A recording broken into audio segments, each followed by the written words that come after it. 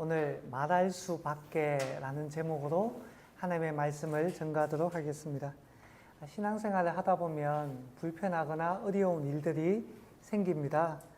사람들과의 관계가 어려워지기도 하고 공격받기도 하고 왕따를 당하기도 합니다. 일반적으로 그런 것들을 우리는 박해라고 말합니다. 이 박해라는 것은 기독교 역사에서 빼놓을 수 없는 큰 부분을 차지합니다. 오늘 본문은 초대 교회에 닥친 첫 번째 박해를 소개하고 있습니다. 어떤 내용입니까?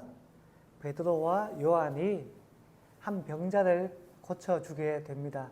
태어날 때부터 다리 장애를 가진, 옛날에는 약간 비하한 표현으로 안전뱅이 이런 표현을 사용했는데 오늘날은 그런 표현을 쓰지 않죠.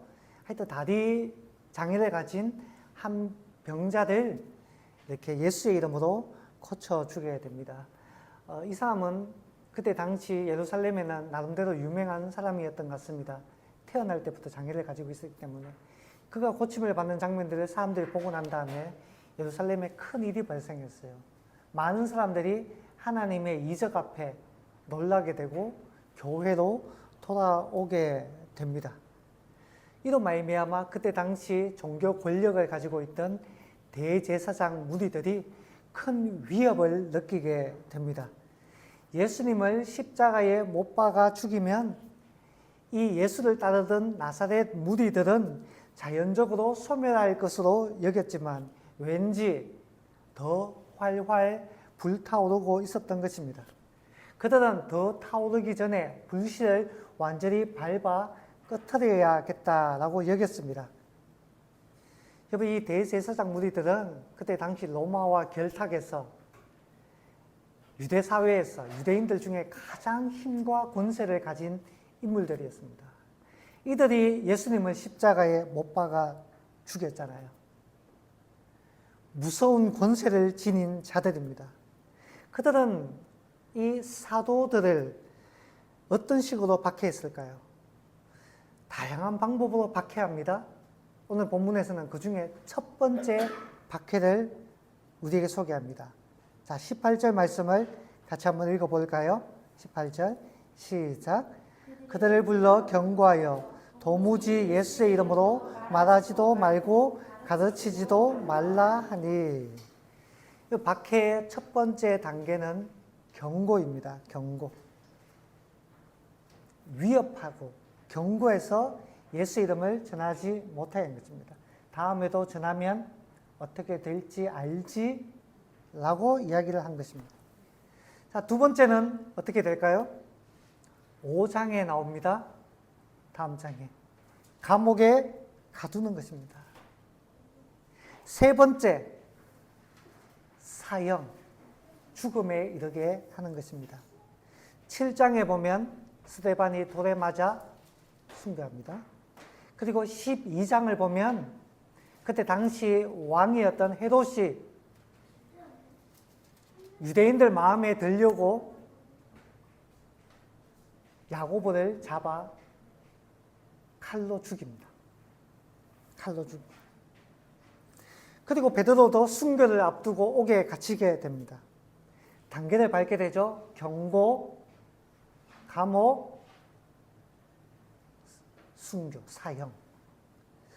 저는 이 모든 것의 배후에 사탄이 있다고 믿습니다. 고린도전서에서 바울은 이 세상 신이 사탄을 이야기하죠.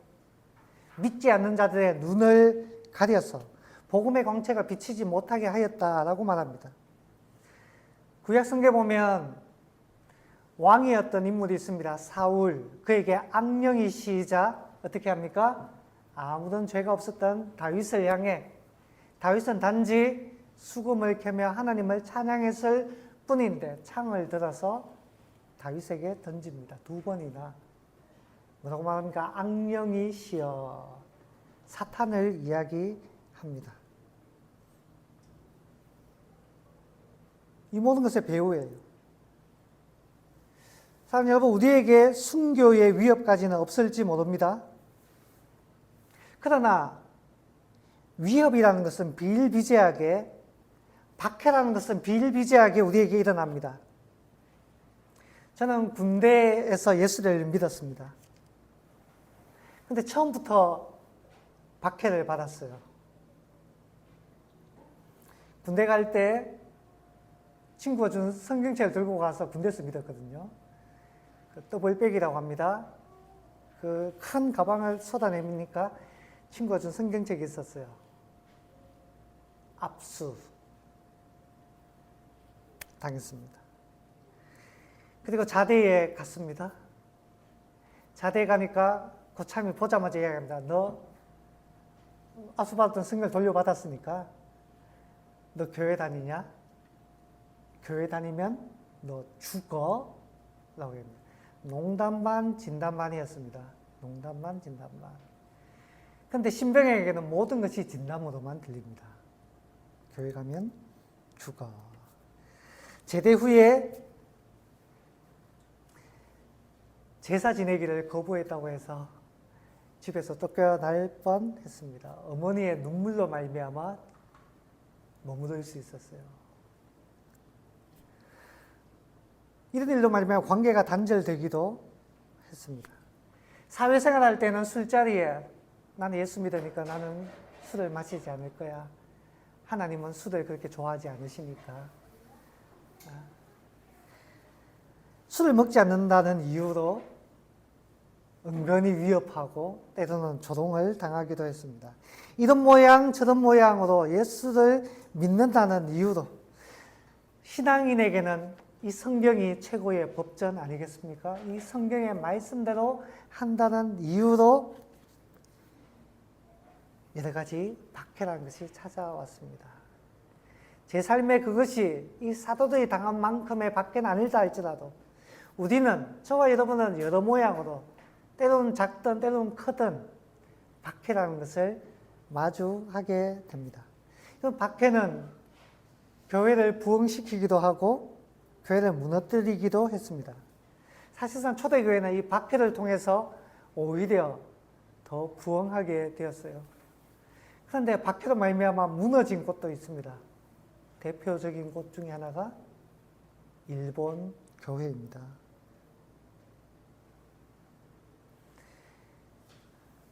원래 일본의 기독교는 천주교죠. 좀 약간 정치적으로 결탁되어서 들어오게 되었습니다. 그러다 보니까 신앙의 바탕이 조금 약했던 것 같기도 합니다. 제가 폄하하려고 했던 것은 아니고요. 천주교였는데. 근데 정권이 바뀌고 시대가 바뀌자 박해라는 것이 찾아왔습니다. 예수님의 얼굴이 그려진 나무판을 바닥에 두고 그것을 후미에라고 이야기했습니다. 후미에. 이것을 밟고 지나가라. 신앙을 부인하게 되는 것이죠. 그렇지 않으면 어마어마한 고문이 가해졌습니다. 지독한 고문. 수많은 사람들이 그 고문을 견디지 못해서 예수님의 얼굴이 그려진 그 판화를 밟고 지나갔어요. 지금도 남아있다고 합니다. 움푹 파여진. 일본 교회가 무너졌습니다. 한국 교회도 많은 박해를 겪었습니다. 천주교는 수차례 작은 박해와 대박해를 겪었죠. 안타깝게도 큰 대박해로 말미암아 천주교는 타협적인 신앙이 되었습니다. 왜 그런 말을 하는가 하면 지금 천주교는 조상에게 제사를 지냅니다. 조상에게 제사를 지내는 것은 다른 거 없습니다. 우상 숭배입니다. 왜냐? 조상에게 도와달라고 비는 행위이기 때문에 그렇습니다. 지금 천주교는 조상에게 제사를 지내는데 원래부터 그랬느냐? 원래 그렇지 않았습니다. 처음에 들어왔을 때 흥선대원군에 의해서 대박해가 들어오기 전만 하더라도 천주교인들은 제사를 거부했습니다. 심지어 양반 가문에서도 지금도 기록이 남아 있습니다. 유명한 명문 가문의 장자 윤지충이 천주교인이 되고 난 다음에 어머니 제사를 거절했어요. 어머니의 위패를 불살랐습니다. 거절했다는 겁니다. 제사는 우상 숭배다. 근데 그걸로 말미암아 박해가 시작되었어요. 그 박해를 감수하면서까지 그렇게 했던 것입니다. 그런데 지금은 제사를 지냅니다. 괜찮다라고 이야기합니다. 왜요? 정말 괜찮았어요? 정말 하나님 앞에서 괜찮았어요? 아니요. 박해 앞에서 타협을 했기 때문입니다. 하나님은 우상 숭배하지 말라라고 하셨어요. 한국 개신교에도 많은 박해가 있었습니다. 대표적인 것이 일제시대 신사 참배 강요였습니다. 박해 앞에 타협한 무리가 있는 반면 주기철 목사님, 손양원 목사님과 같이 순교할지언정, 감옥살이를 할지언정 결코 굴하지 않은 사람들이 있었습니다. 자랑스러운 기독교인들입니다. 6.25 때도 박해가 있었습니다. 교회는 불태워지고 공산당에 의해서 성도들은 총살당했습니다. 손영환 목사님이 이때 순교하셨죠. 미사리 과수원에서 그 공산당의 총구 앞에서 예수를 부인하면 살려주겠다. 근데 총성이 울렸다라고 이야기해요. 끝까지 예수의 이름을 위해서. 오늘날에는 이와 같은 박해가 없을까요? 여전히 있습니다. 교회는 박해를 마주합니다. 박해 없는 신앙은 참 신앙이라고 말할 수 없을 것입니다. 왜냐? 기독교는 진리를 외쳐야 되기 때문에. 진리를 외치지 않고 타협하면 박해가 없을지 모르겠습니다. 그러나 하나님 말씀대로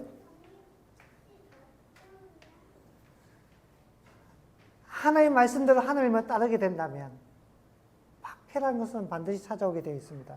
왜냐? 우리는 이 세상에 속한 자가 아니고 하늘에 속했기 때문입니다. 세상은 이해하려고 들지도 않고 용납하지도 않습니다. 그러므로 박해란 피하기 어렵습니다. 피할 수 없는 박해라면 우리는 어떻게 해야 할까요? 어떻게 대처해야 할까요? 어떤 사람들은 말합니다. 박해받을 때에 적당히 타협하면 안 되나? 하나님이 그것조차 이해하지 못하실까? 라고 이야기합니다. 사도들도 타협할 수 있었을 거예요. 당장에 내리는 박해 이 소나기만 일단 피하고 보자 라고 할 수 있었을 겁니다. 그런데 이 쏟아지는 소나기 앞에 사도들은 어떻게 반응했을까요? 우리 19절 한번 읽어볼까요? 19절 시작. 베드로와 요한이 대답하여 이르되 하나님 앞에서 너희의 말을 듣는 것이 하나님의 말씀을 듣는 것보다 옳은가 판단하라. 20절 우리는 보고 들은 것을 말하지 아니할 수 없다 하니. 여러분 얼마나 담대합니까? 무엇이 옳은가 생각해 보라라는 겁니다. 너희 말을 듣는 것이 옳은지 하나님의 말씀을 따르는 것이 옳은지. 베드로는 이야기하는 겁니다. 우리는 거짓을 선동하는 것이 아니다. 보고 들은 것을 말할 뿐이다 라고 이야기합니다. 여러분 이들은 십자가와 부활의 목격자 아닙니까? 진리를 직접 보았고 체험했으니 그 진리의 가치가 어마어마해서 그 무게를 감당할 수 없어서 진리를 외칠 수밖에 없다라는 겁니다. 진리를 발견한 자는 그 가치 앞에서 그 권세를 가진 자들의 그 위협은 하찮은 것으로 보이는 거예요. 원래 이 대제사장 무리들은 사실 베드로와 요한을 얕잡아 보았습니다. 13절에 보니까 이렇게 했어요. 학문 없는 범인이었다라고 이야기합니다. 쟤네들은 어부 출신 아니냐? 시골 동네 총구석 갈릴리 어부 출신들이 아니냐? 제대로 공부하지도 못했는데 우리처럼 이 명문가에서 최고의 학문을 배운 사람 앞에서 뭐라고 할 수 있을까? 사실 얕잡아 봤어요. 못 배운 자들 좀 겁만 주면 알아서 꼬리를 내릴 것이다 라고 여겼습니다. 근데요, 웬걸요? 담대하게, 떳떳하게 가슴에서 우러나오는 소리를 토해내는 것입니다. 여러분, 그 속에 진리가 있는 사람들에게는 가슴에 불이 있어요, 불. 이 불꽃은 꺼지지가 않습니다. 이 불을 토해내지 않으면 답답해서 견딜 수가 없는 거예요. 이 진리의 불꽃 앞에서 세상이 놀라는 것입니다. 대제사장 무리가 놀라잖아요. 뒤에 보면 총독이 놀라고 뒤에 보면 왕들도 놀라게 됩니다. 막을 수가 없는 것입니다. 자, 그렇다면 이 위협과 박해 앞에서도 진리를 외친 이 사도들은 어떻게 되었을까요? 박해를 이겨냈을까요? 아니면 무너지게 되었을까요? 성경은 하나님께서 박해받는 이들을 지켜주셨다라고 이야기합니다. 자, 오늘 본문 4장에서는 하나님께서 누구를 통해 지켜줍니까? 백성들을 통해서. 백성들. 읽어보셔서 아시겠지만 관리들이, 대제사장들이 백성들 때문에, 왜냐 백성들은 하나님의 역사를 경험했고 보았거든요. 처벌하지 못했다라고 이야기해요. 백성들이 편을 들어주는 것입니다. 자, 봐라. 다리 병든 사람이 낫지 않았느냐? 여러분, 저는 교회가 옳은 일을 하면, 교회가 반듯하면 하나님은 일반 사람들의 마음을 감동시켜서라도 지켜준다라고 믿습니다, 저는. 교회가 사람 살리는 일을 해보세요. 교회가 진실로 약한 자들을 돕고 어려운 사람들을 품어주고 정의의 편에 서고 진리를 붙들고 살면 저는 믿습니다. 예수 안 믿는 자들도 교회를 도와준다고요. 둘째, 하나님은 사람을 통해 지켜줍니다. 근데 일본과는 조금 달라요. 5장을 보면 사도들 또다시 잡아와서 죽이려고 합니다. 왜냐? 사도들이 끝까지 예수의 이름을 외치고 영향력을 끼치니까. 잡아와서 감옥에 가두기도 하고 죽이려고 합니다. 없애려고 할 때라고 말합니다. 없애려고 할 때. 그때 한 사람이 일어납니다. 누구죠? 율법 교사 가말리엘입니다. 이 가말리엘이라는 인물은 대단히 존경받는 율법학자였어요. 유대인들이 흔히 역사상 가장 위대한 랍비 세 사람을 뽑으려고 할 때 들어가는 사람 인물 중에 하나라고 흔히 이야기를 합니다. 그리고 그 유명한 사도 바울의 스승입니다. 대단한 인물이죠. 사도 바울만이 얼마나 대단합니까? 그러니까 모든 사람으로부터, 유대인들로부터 존경받는 인물이 바로 이 가말리엘이었어요. 가말리엘이 사도들을 죽이려고 할 때 변호해 줍니다. 뭐라고 하는가요? 하면, 자, 역사가 증명하고 있지 않습니까? 가짜들은 흥했다가도 다 사라지고 없습니다. 마찬가지입니다. 이 사도들, 예수를 따르는 이 무리들, 가짜라면, 정말 하나님께서 함께 하시는 것이 아니라면, 지금은 이렇게 올라가는 것 같아도 역사가 증명하듯이 다 사라지고 없어질 겁니다. 알아서 없어질 겁니다. 근데 만약에 정말 하나님께서 함께 하신다면 사람의 힘으로 무너뜨릴 수도 없고 오히려 하나님을 대적할 수도 있는 것입니다. 그러니까 뭐예요? 가만 냅두라는 겁니다. 가만 냅두라. 가만 냅두라. 여러분, 사도들은 생각지도 못한 사람에게서 변호를 받았어요. 생각지도 못한 사람에게서. 가말리엘이 우리를 변호해 줄 줄이야. 이 가말리엘은 하나의 사람일 뿐이지만 하나님께서 보낸 천사와 다르지 않습니다. 여러분, 하나님은 때때로 전혀 예상하지 못한 사람을 통해서도 도움을 베푸십니다. 중요한 것은 우리가 진리의 편, 하나님의 편에 있는가입니다. 자, 세 번째, 하나님 어떤 방법으로 지켜주실까요? 천사를 통해 지켜주십니다. 조금 전에 이야기했죠? 12장에 보면 헤롯이라는 왕이 사도를 잡아가두고 유대인들의 마음에 들려고 사도를 잡아 죽입니다. 그때 야고보는 순교하고 베드로는 감옥에 갇히게 되는데 다음날 사형이에요. 그런데 하나님께서 천사를 보내주셔서 베드로를 그 옥에서 끌어내 주십니다. 옥문이 열리고 간수들이 눈을 가리고 감옥에서 빠져나오게 되는 것입니다. 이걸 필요하다면 하나님께서 직접 구해주시기도 하는 것입니다. 뒤에 보면 알겠지만 바울이 빌립보 감옥에 갇혔을 때 지진이 나서 손과 발을 묶고 있던 착고가 풀렸다라고 이야기해요. 옥문이 열렸다라고 이야기합니다. 지진이 나서 하나님께서 직접 구해주시는 거잖아요. 하나님께서 직접. 여러분, 하나님은 때로는 직접 구해주시기도 하고 직접 고쳐주시기도 하고 직접 살려주시기도 하는 것입니다. 이 모든 것은 아브라함 링컨의 말처럼 우리가 하나님 편에 있으면 하나님 그렇게 하시는 라는 것을 우리는 기억해야 합니다. 근데 여러분, 저는 이것을 말하고 싶습니다. 우리의 의무는 이것입니다.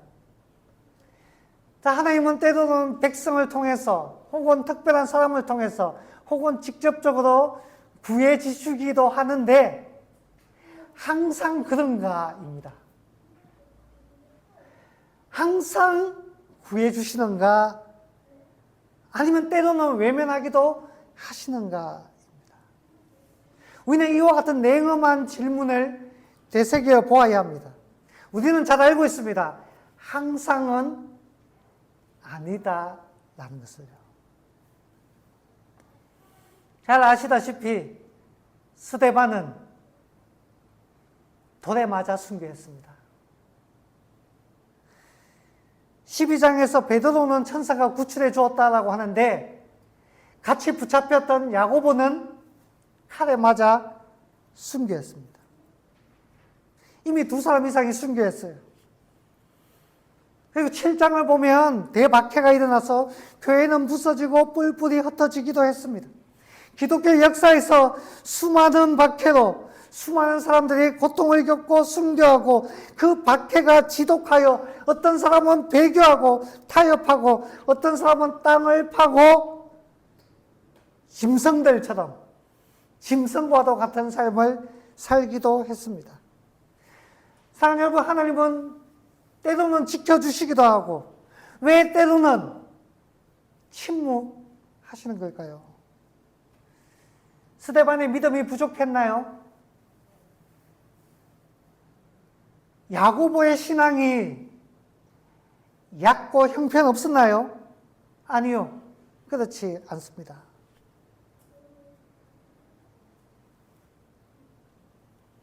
사랑하는 여러분, 만약에 우리에게 이 세상만 있다면 내세가 없다면 사도 바울은 그것을 부활이라고 이야기했습니다. 부활이 없다면 우리는 이 세상에 사는 사람들 중에 가장 비참한 사람이다라고 이야기했습니다. 내세가 없는 자들에게 고난과 순교는 지독하고도 비참한 것입니다. 그야말로 조롱거리입니다. 왜 그렇게 살아가느냐라는 것이죠. 그러나 여러분, 내세가 있는 자들에게 이 세상이 끝이 아니라 천국이 있고 죽음이 끝이 아니라 하나님의 죽음이란 하나님의 나라로 들어가는 문이라는 것을 아는 자들은 고난과 죽음이 불행한 것만은 아니다라는 것을 안다라는 거예요. 안다라는 것입니다. 실례로 스데반이 돌에 맞아 순교했잖아요. 여러분, 칼에 맞아 죽으면 죄송하지만 깔끔하기라도 하지 돌에 맞아 죽는다는 것은 얼마나 비참하고 고통스러운 건가요? 그런데 스데반이 돌에 맞아 순교할 때 성경은 분명히 증언하고 있습니다. 하늘이 열렸다라고 얘기해요. 그리고 그 보좌 우편에 앉아 계신 예수 그리스도께서, 우리 주님이 자리에서 일어나셨다라고 말하고 있습니다. 무슨 말입니까? 저는 자리에서 일어났다는 것은 칭찬, 더 좋은 말로는 경의를 표하는 거라고 믿어요. 주님께서, 모든 영광을 받으셔야 할 주님께서 한낱 인간에게 경의를 표하고 있는 겁니다. 스데반이 인정하고 있는 거예요. 그리고 자리에서 일어난다는 것은 환영한다는 뜻 아닙니까? 누가 영접할 때 자리에 앉아서 영접합니까? 일어났다는 것은 열렬히 환영한다는 겁니다. 하나님부터 인정을 받았다는 거예요. 또 환영을 받았다는 것입니다. 우리에게 내세가 있고 우리에게 부활이 있기 때문에 하나님은 때로는 침묵하시는 거예요. 왜냐? 때로는 우리에게 안식을 주시려고, 때로 우리에게 천국으로 인도하시려고, 때로는 우리에게 더 큰 것으로 우리에게 상을 주시려고. 자, 여러분, 우리는 박해를 받을 것입니다. 여러분, 박해 없는 신앙이란 저는 없다라고 믿어요. 그건 있을 수가 없습니다. 참된 신앙은 크든 작든 박해를 받습니다. 잘못된 행동이나 남을 해하는 죄 때문이 아니라 우리가 지닌 믿음 때문에, 오직 예수 그리스도라는 그분의 복음 때문에 우리는 박해를 받을 때가 있을 것입니다. 우리는 그때 기도할 수 있어요. 하나님, 이 박해를 면하게 해달라고. 좀 전에 이야기했듯이 하나님은 다양한 방법으로 박해를 면하게 할 수도 있습니다. 그러나 박해를 정면으로 부딪히고 마주해야 할 때도 있고 견뎌야 할 때도 있습니다. 그때 우리는 어떻게 해야 될까요? 다니엘서에 보면 다니엘의 세 친구를 기억합시다. 하나님께서 우리를 건져 주실 것입니다. 근데 한마디 더 하죠. 사드락과 메삭과 아벳느고가 한마디 더 합니다. 그리 아니하실지라도, 그리 아니하실지라도. 여러분, 더 중요한 것을 위해, 더 큰 가치를 위해 저와 여러분은 때로는 작은 것을 포기할 줄 알아야 합니다. 더 중요한 것, 하나님의 나라를 기억하세요. 하나님의 나라. 더 중요한 분, 사람의 말보다 하나님의 말을 기억해야 합니다. 그런 사람이 결국은 승리하게 되고 믿음의 영웅의 반열에 올라가게 되는 줄 믿습니다. 근데 저는 딱 한마디만 더 하고 싶습니다. 때로 전투에서 질 때도 있어요. 우리는 사람이니까. 박해 앞에서 때로는 두려워서 넘어질 때도 있습니다. 기독교 역사에 보면 그런 경우 많아요. 그때 어떻게 해야 될까?